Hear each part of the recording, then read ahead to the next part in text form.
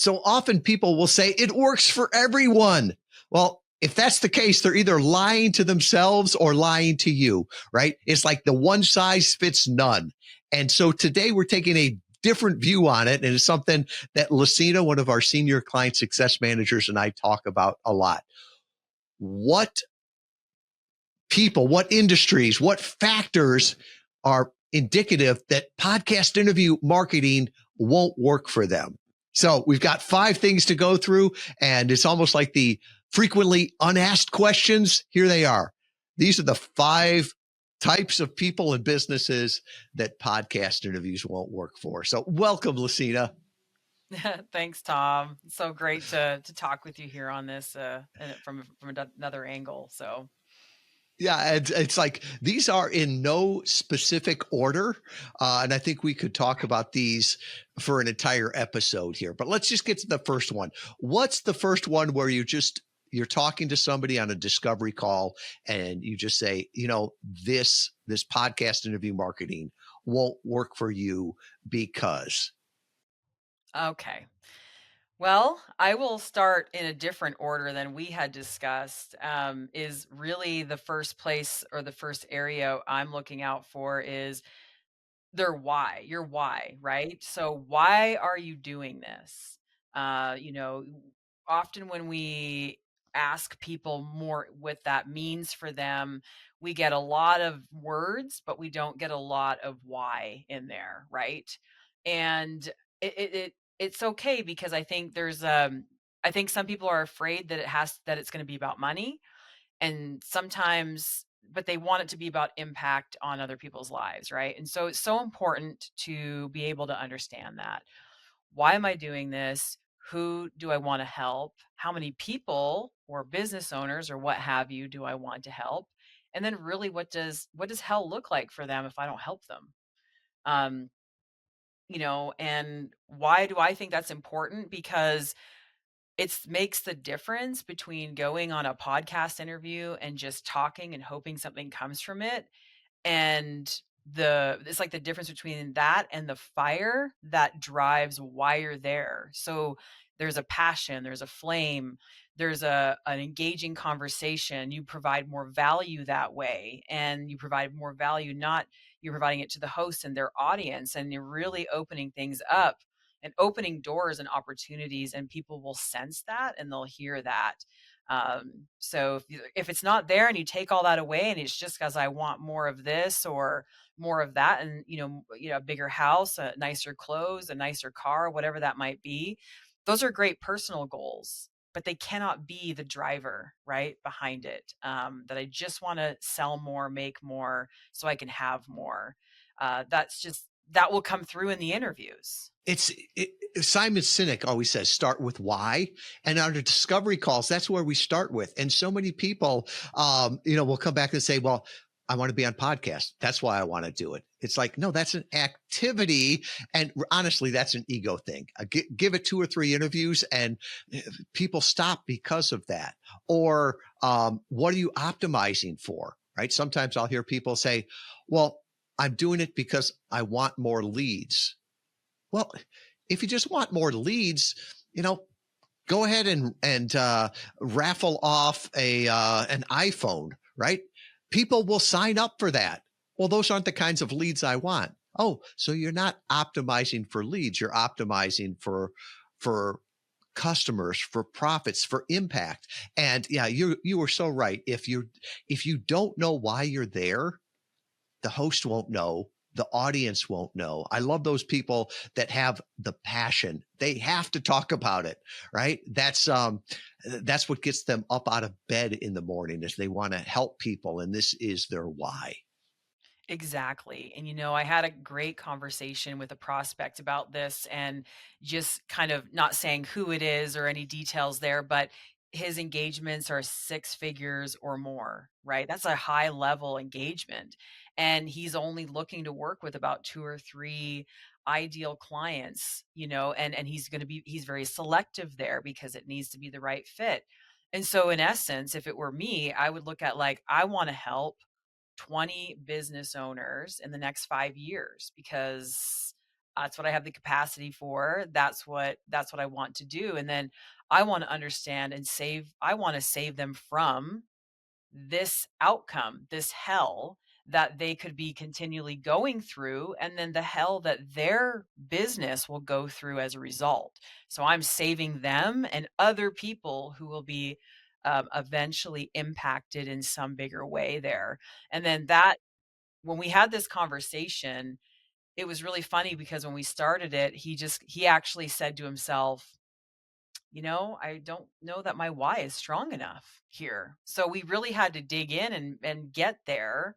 So that's what I'm looking for. And then flip side on that, spoke with another prospect who just wasn't there. It was hard for him to get there. He kind of got there, and then he was over here, he was over there. And it's okay. Everyone needs to start somewhere, right? It's not a criticism towards him, but once we got there and then we realized that there wasn't really a solid offering or a lot of passion there, let him know that it just wasn't the right timing for his business, right?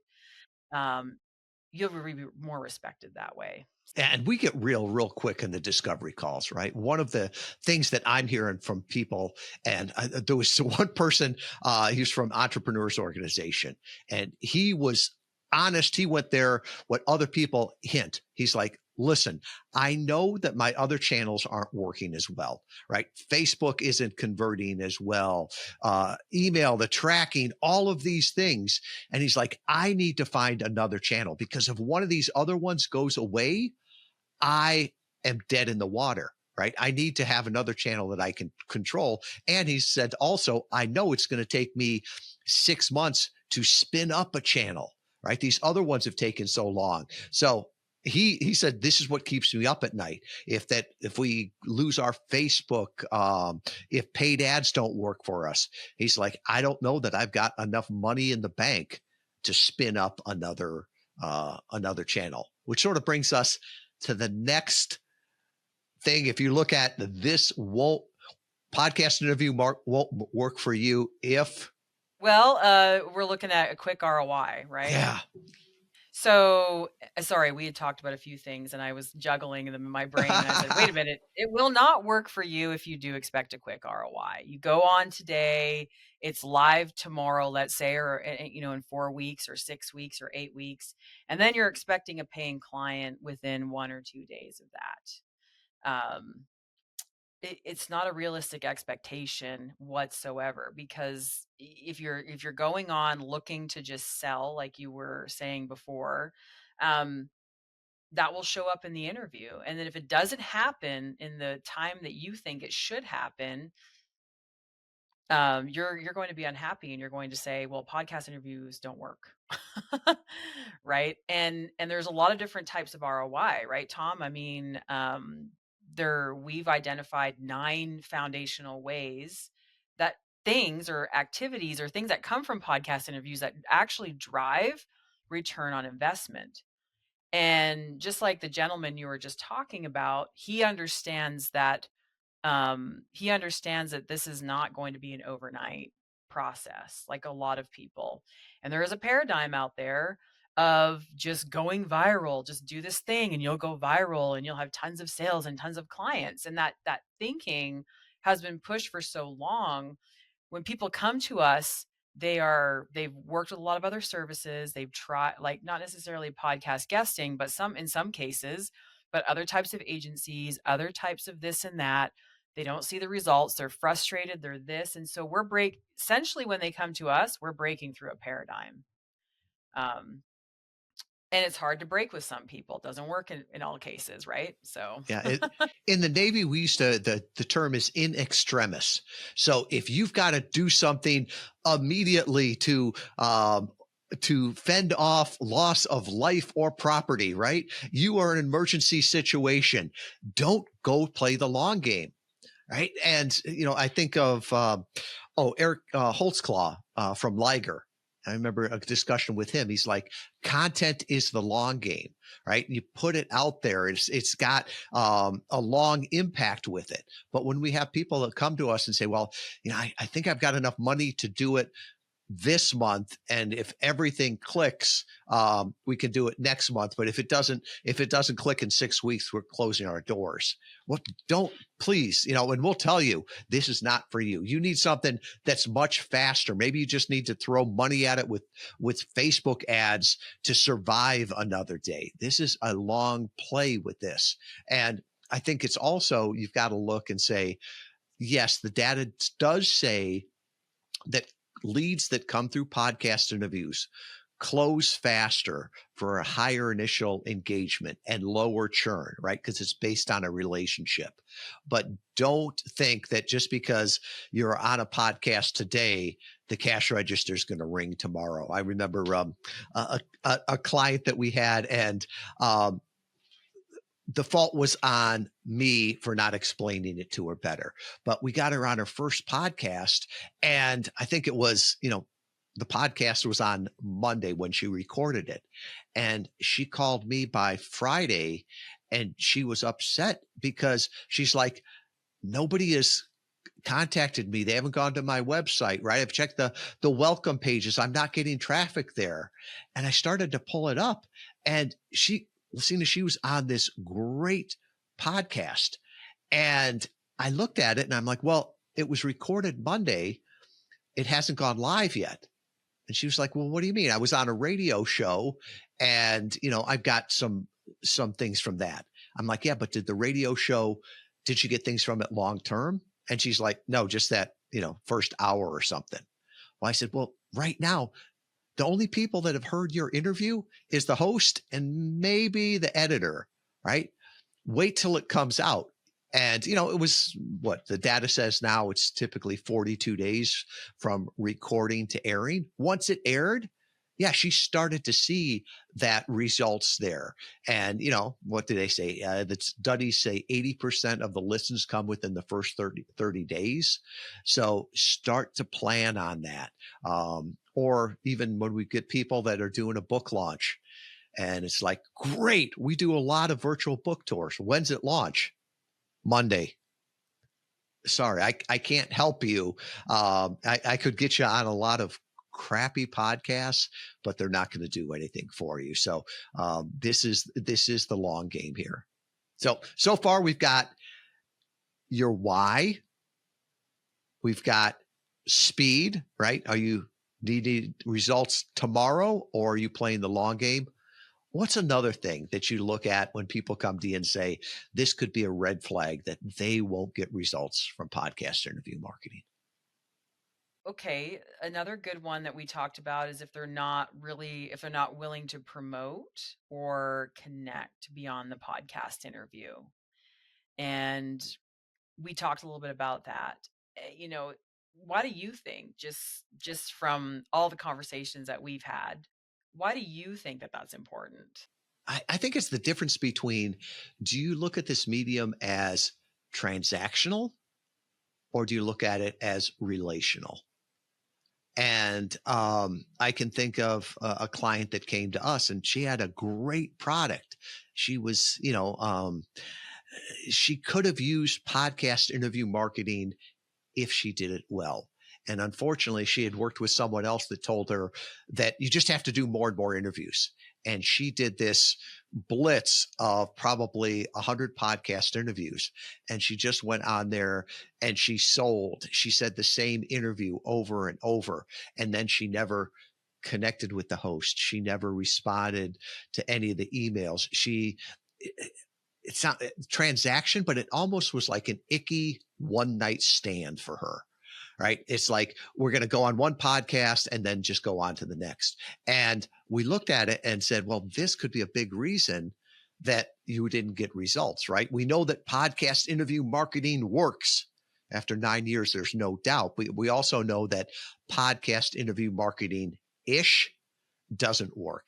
And a big part of that is, repurposing it, promoting it, connecting with the host, right? If they're a micro influencer, or they're an influencer to their audience, why wouldn't you want a relationship with them, right? They could be a referral network. And the problem is we had to tell her that you have such a bad reputation in the podcasting space, because we're checking with podcasters, what did you think, all the rest of this, and that you've polluted this pool that you won't be able to use that. And she would have been much better to do fewer interviews and do more with them.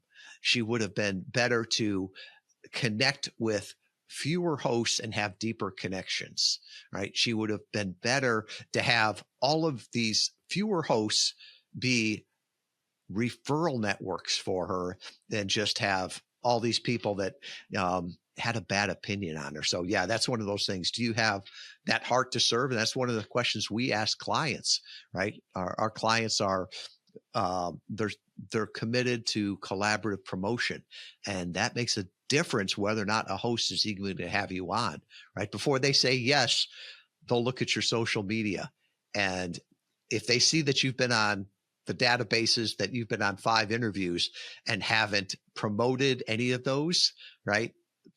They'll realize that my podcast won't be special. They just want to use and abuse it. Yeah, and we have seen it time and time again with our the clients that are the most successful are with that work with us are the ones that go beyond the podcast interview, and they connect with people on their channels, and they're consistent. They're consistently connecting, repurposing, engaging, and that's why their followings are growing. That's why their talking points are getting better. That's why more things are coming out of what they're doing, more opportunity. We say exposure brings opportunity, right? But that's not just exposure, not just for the sake of exposure. We get the exposure, and then what do we do with it afterwards? It's kind of like, we do sales, right? So we get that client, we're excited. And I remember just in my old days of sales, and then it would be just like, okay, I can sit back and have a drink and have a nice lunch and sort of have a vacation because I got that client and I don't need to do anything else. And and the people that really understand it, it's like that client, that's my project now, right? I want to make sure that they're successful because they're going to bring me more clients. And we call them referrals or boomerangs around here, right? The happy client will bring you more and more clients if you have the relationship there and it's not a transaction. I think of one of my joys in listening to podcasts is I'll hear a podcast host refer to someone, right?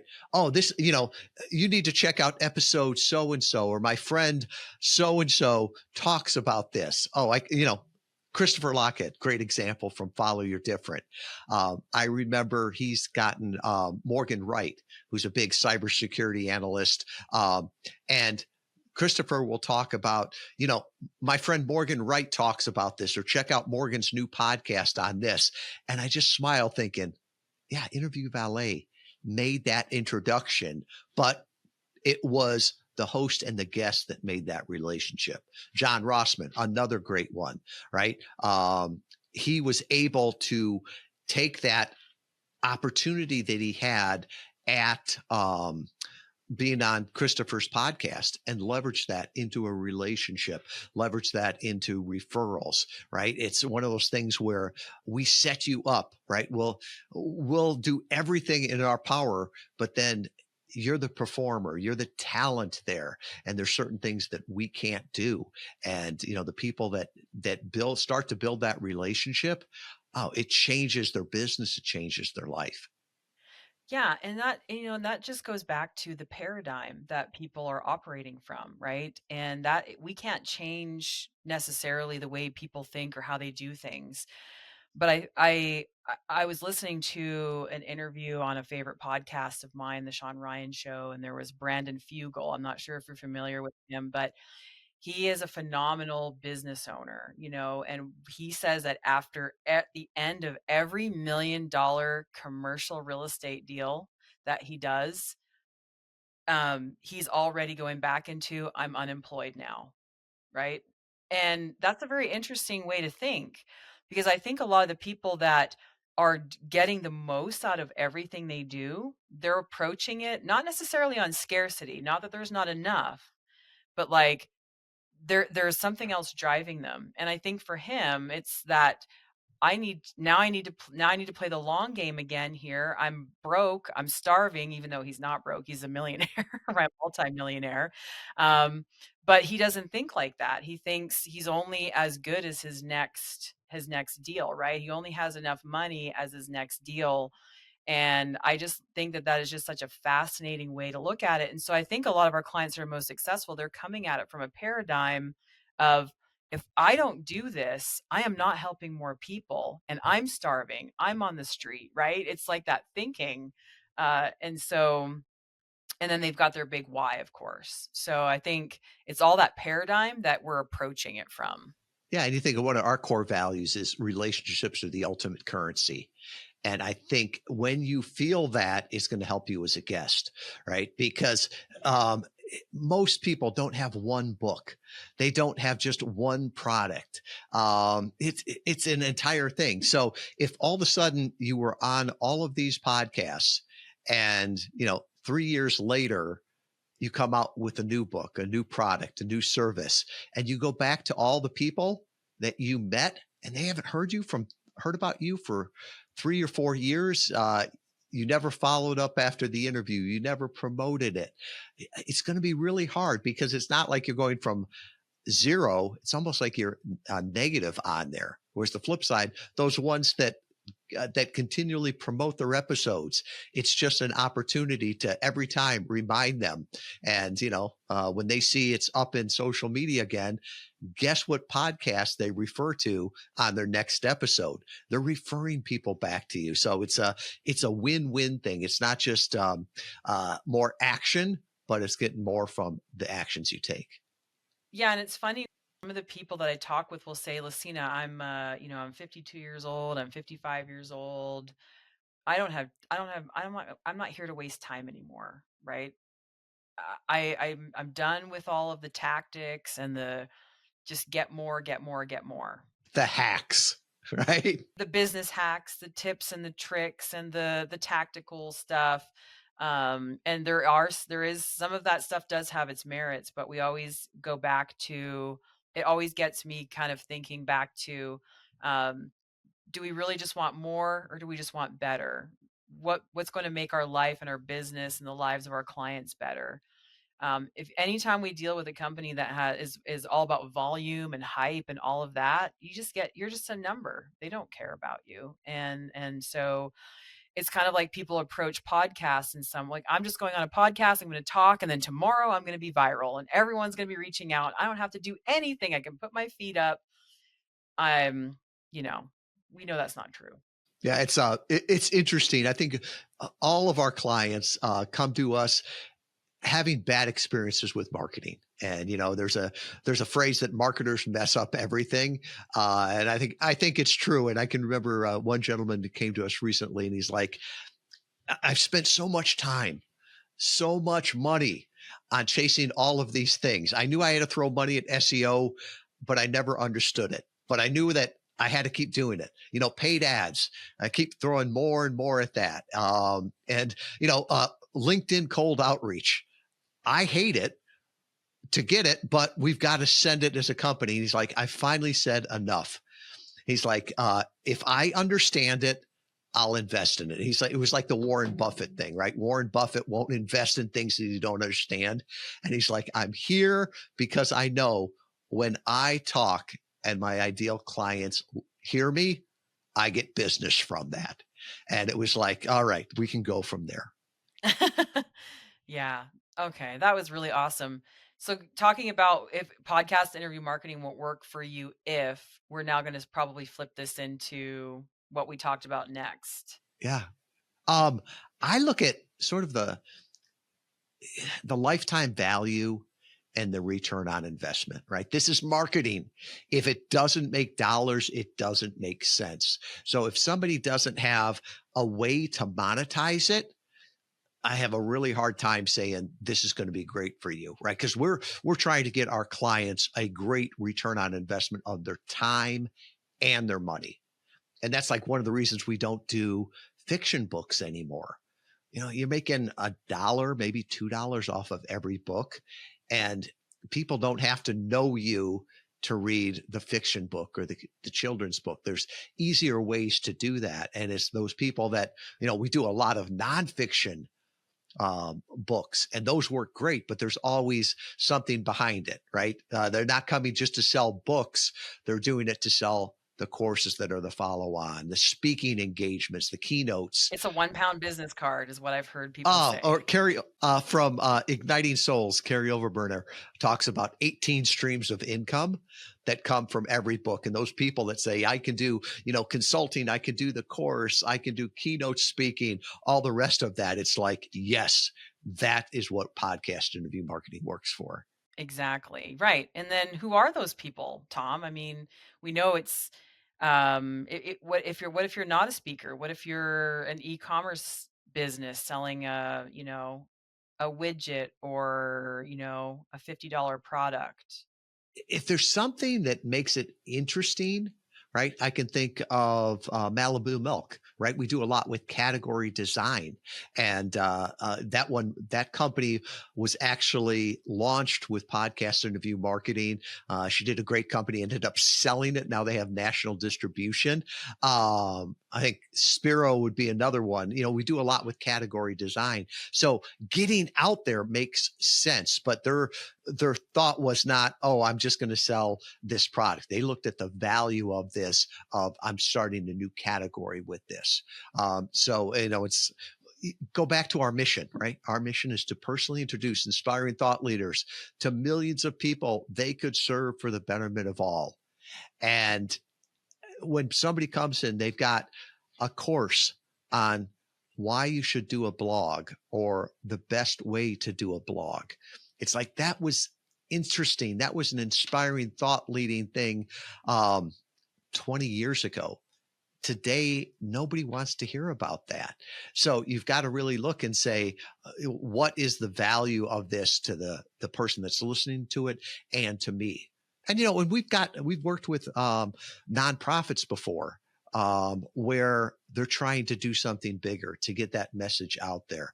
Think of like the Conservation Fund, right? They're going to change the world, right? By taking this land and saving it for future generations, and the impact that can make on the environment and, just the quality of life.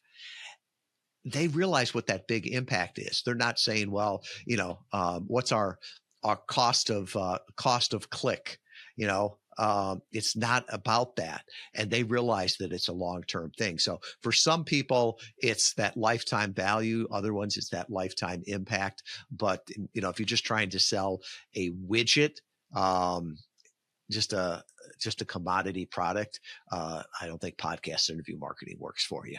Right. And my thoughts are the same. And lifetime value versus lifetime impact, it's so important that which one of those is more important, because it's usually, in most people's cases, it is going to be both, but there's always going to be one of those that's going to be more of a priority and important for you. And that's okay. If it is impact on the business, then what does that look like, right? And so just really being clear on it, rather than, like you said, just going on a podcast and talking and just pushing a cheap or a widget or a low level product that doesn't require, really, it's very transactional.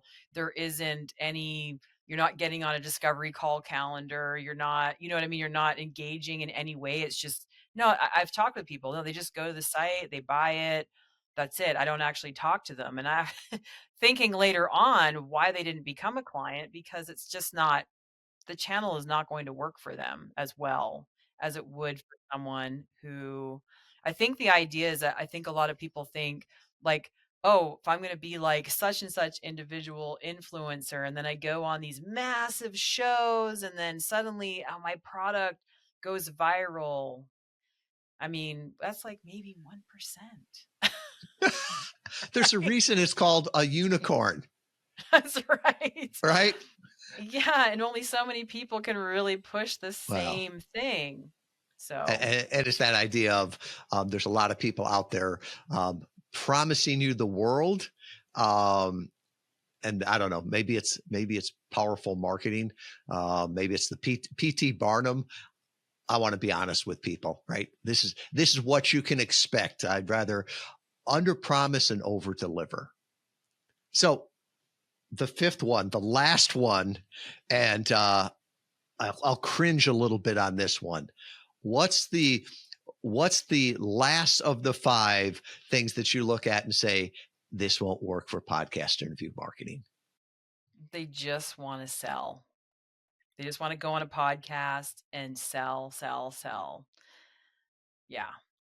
And I had a conversation with someone who was an influencer in a finance space of getting people access to, but he wasn't the actual bank or the lender or the person. He was an influencer, and he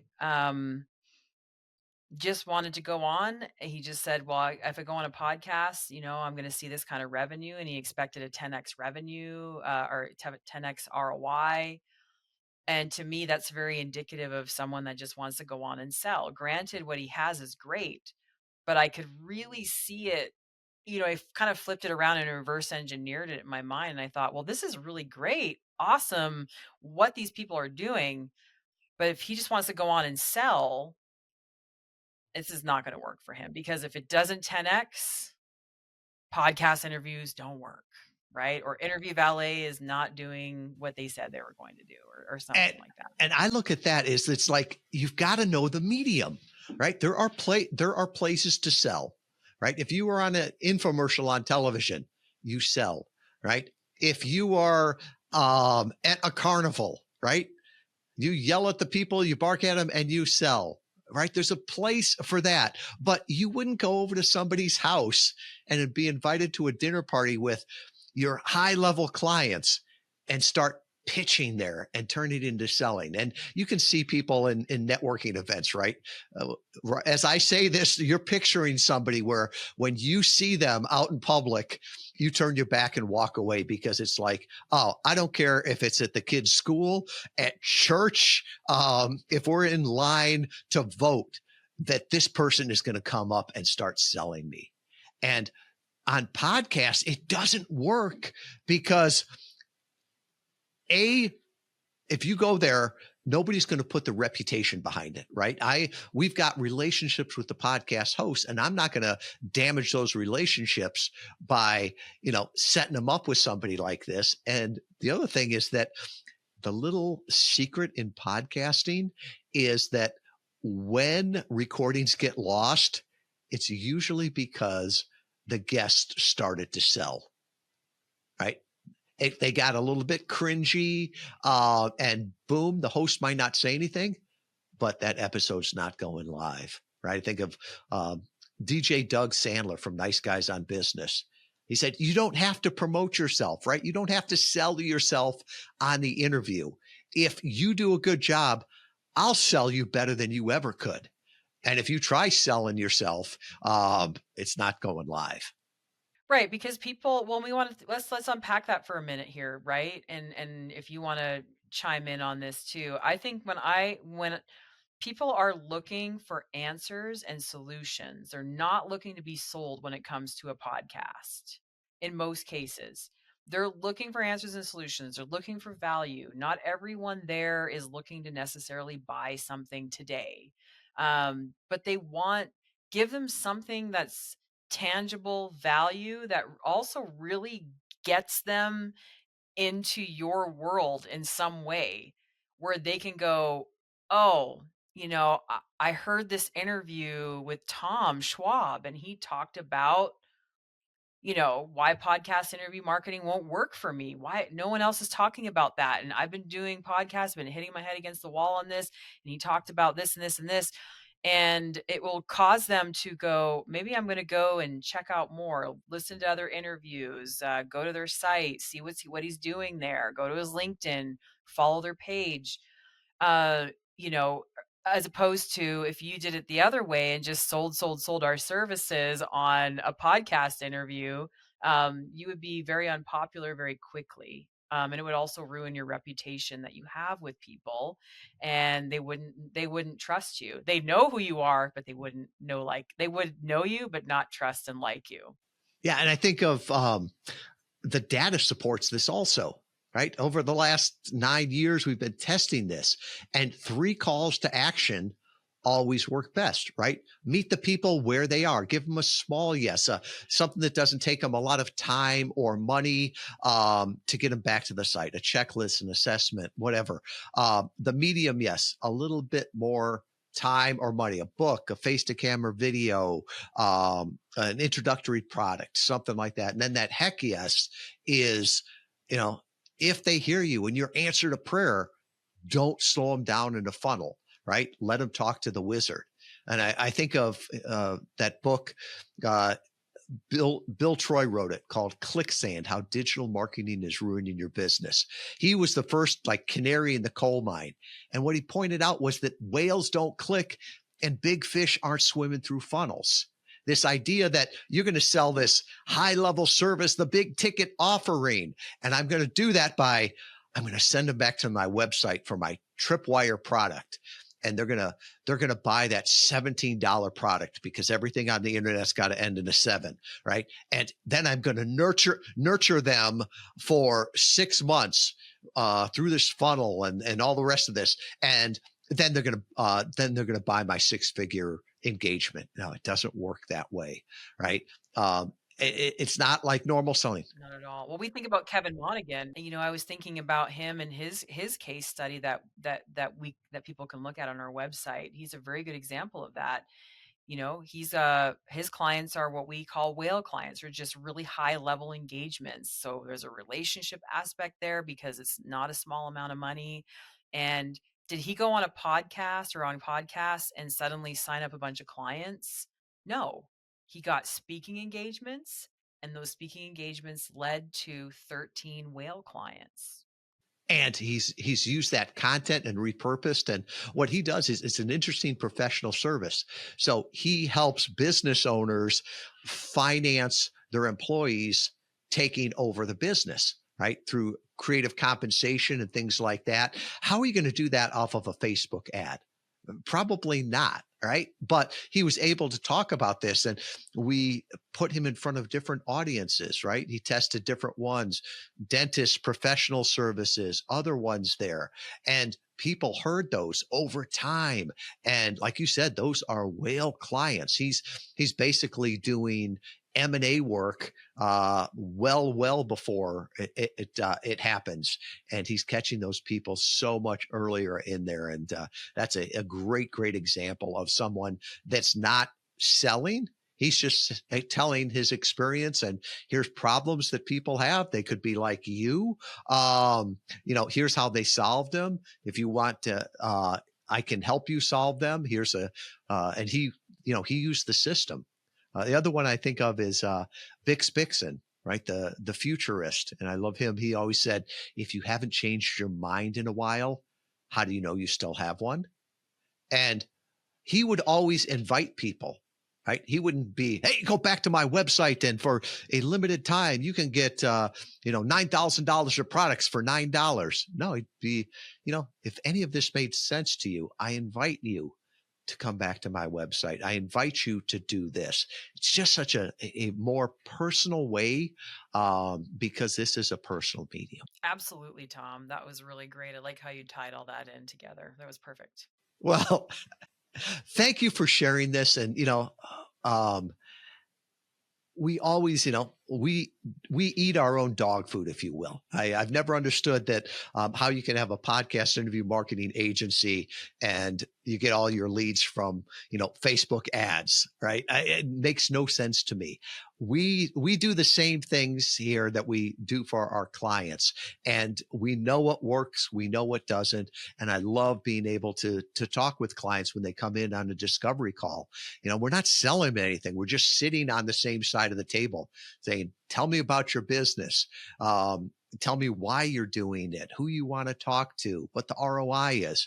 And it's a consultative discussion, right? If it will make sense, we'll tell you it'll make sense. If it doesn't, we'll be frank with you on that. And if it does, we'll offer, hey, we'll take it back to the leadership team.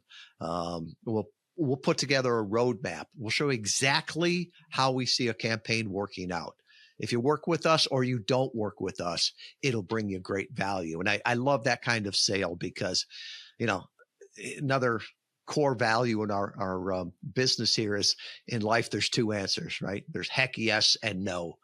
You know, you get all the information and we say, heck yes, we can get them great results, or no, right? And then the same way to give them the information of, will this work for you? And if they're a heck yes, we move forward. If not, that's fine too. Exactly. Yeah. I exactly. Well, thank you, Lasina. And what's ordinary to you is amazing to others.